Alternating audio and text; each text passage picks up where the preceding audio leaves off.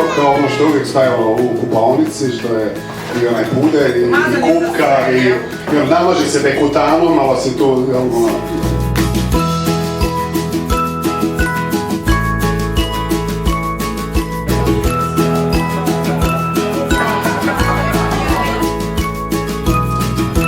Za očeve dopust, evo doktorica zna nešto više o tome, jeste li vi dečki koristili taj dopust? Luki kaže da je, jeste li ti koristio taj dopust za očeve?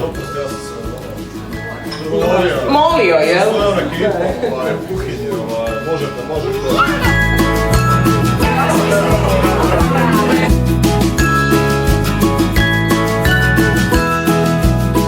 Dijete osjeti ako u kući vlada ta vrsta harmonije. Ne idealna, nema idealna, ali takva jedna interakcija koja će da...